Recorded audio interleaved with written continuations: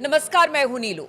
तो ट्रंप को टैरिफ पर एक बड़ा झटका लगा है और ये झटका बहुत ज्यादा बाकी देशों के लिए राहत लेकर आया है।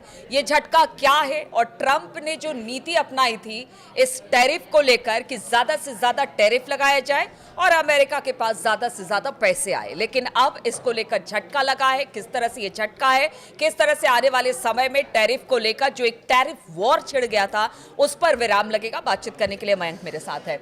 मयंक, एक बड़ा झटका कहा जा रहा है क्योंकि टैरिफ नीति को उन्होंने इस तरह से एकदम सबके सामने लेकर आए थे और फिर कहा था कि देखिए एक तरह से जो अमेरिका पर अब तक ज़्यादा से ज़्यादा देश ज़्यादा से ज़्यादा टैरिफ लगाते हैं, उसको लेकर अब अमेरिका जागा है और अब टैरिफ की बात हो रही। बहुत सारी बातों के साथ टैरिफ को लेकर आया गया था।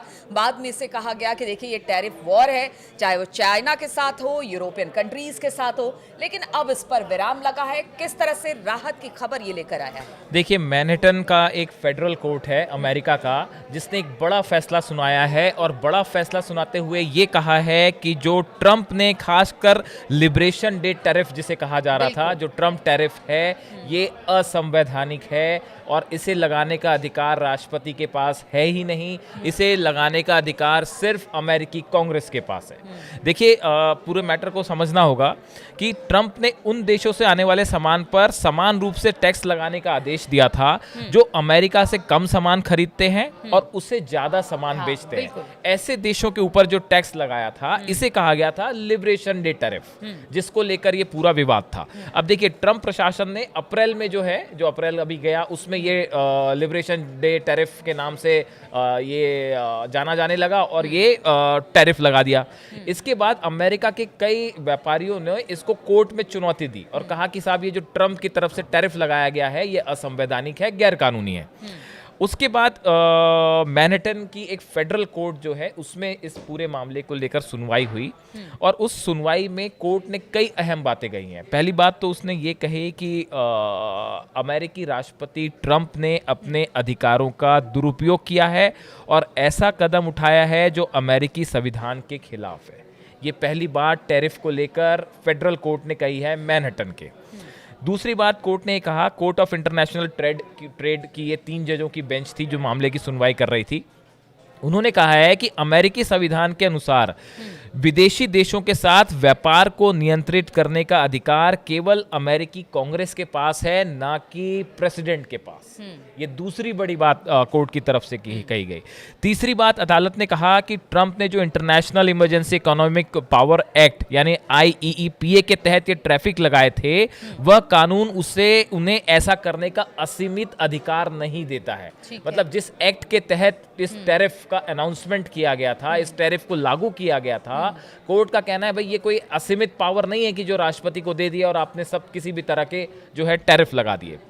केवल असाधारण आपात स्थिति में ही राष्ट्रपति को सीमित अधिकार मिलते हैं, लेकिन ट्रंप के मामले में ऐसा कोई वैध आपातकाल नहीं था, कोई ऐसी इमरजेंसी नहीं थी। देखिए, ये एक्ट ये कहता है कि अगर कोई विशेष इमरजेंसी है उस हालत में अमेरिका के राष्ट्रपति जो हैं वो इस तरह का टैरिफ लगाने वाला कोई कदम उठा सकते हैं। लेकिन कोर्ट का कहना ऐसा है कि वर्तमान हालात में ऐसी कोई इमरजेंसी नहीं थी जिसके तहत इस तरह का टैरिफ लगाया जाए। तो ये 3 बड़ी बातें जो है वो फेडरल कोर्ट ने कही हैं। एक तरह से कोर्ट ने इन सब बातों का संज्ञान लिया। जिस तरह से एक बैलेंस इस वक्त व्यापार को लेकर दुनिया भर में जो खोता चला जा रहा था, कह रहे जैसे अगर बाकी जो भी संगठन है जो कि ट्रेड देखते हैं वर्ल्ड के, उन्होंने यही कहा कि देखिए ये सही नहीं है, यहाँ से आप अपनी मन मर्जी का नहीं कर सकते। और एक वॉर की तरह से देखा जाने लगा कि देखिए चाइना के साथ, यूरोपियन कंट्रीज है, कनाडा हो गया, फ्रांस हो गया, सबके साथ इस तरह की दिक्कत थी।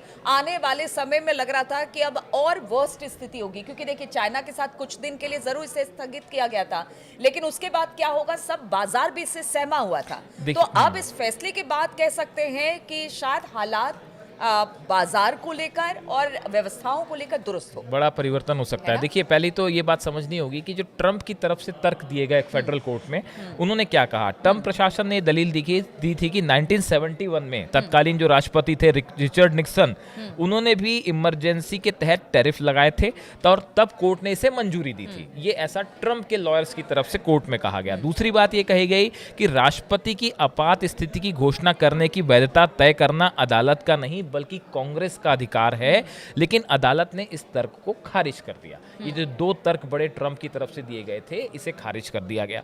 अब देखिए, ये पूरा जो मैटर है वो एक अमेरिकी के व्यापारियों का एक समूह है, इनके द्वारा रेस किया गया था, और 12 डेमोक्रेटिक अटॉर्नी जनरल्स जो थे उन्होंने इस पूरे मैटर में अपील की थी कोर्ट में, और उनके वकीलों ने ये तर्क दिया था कि ट्रंप का कथित इमरजेंसी की जो बात कह रहे हैं कि भाई इमरजेंसी के तहत या आपातकाल या विशेष हालात में ये फैसला लिया गया, तो ट्रंप का कथित आपातकाल तो उनकी कल्पना मात्र है और दशकों से ट्रेड डेफिसिट चला रहा है, लेकिन इससे कोई संकट पैदा नहीं हुआ। जो इस टैरिफ के खिलाफ जिन लॉयर्स ने अपील की थी, उनका ये कहना था साहब कि ये कोई विशेष इमरजेंसी वाले बहुतों का ये कहना था कि देखिए, ऐसा है कि आने वाले समय में जिस घाटे को कम करने की ट्रंप बात कर रहे हैं, वो उसका असर अब अमेरिका में जो इंडस्ट्री है उस पर भी पड़ेगा, उस वहां के भी व्यापार पे पड़ेगा। हाँ, ठीक कहा आपने। ट्रंप टैरिफ जो है वो एक ऐसा मुद्दा था जो कि पूरी दुनिया में चर्चा का विषय बना रहा।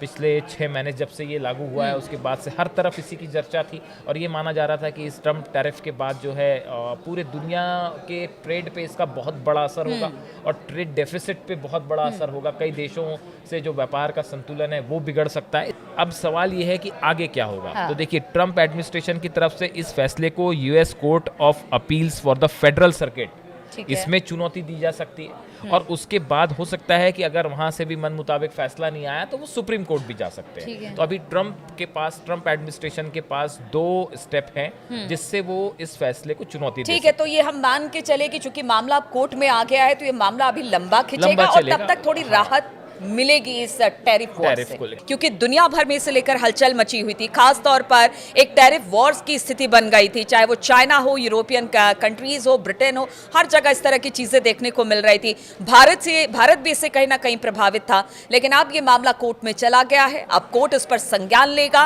क्योंकि लंबा प्रोसेस है। अब जो कि अमेरिकी प्रशासन है, ट्रंप प्रशासन, वो भी इसको लेकर आगे जाएगा, सुप्रीम कोर्ट तक जाएगा। लेकिन तब तक हम ये मान के चले कि इस टैरिफ से फौरी राहत तो जरूर मिलेगी। लगातार हम इस तरह की खबरें आपके लिए लेकर आते रहेंगे। फिलहाल बहुत बहुत शुक्रिया हमारे साथ इस चर्चा में शामिल होने के लिए।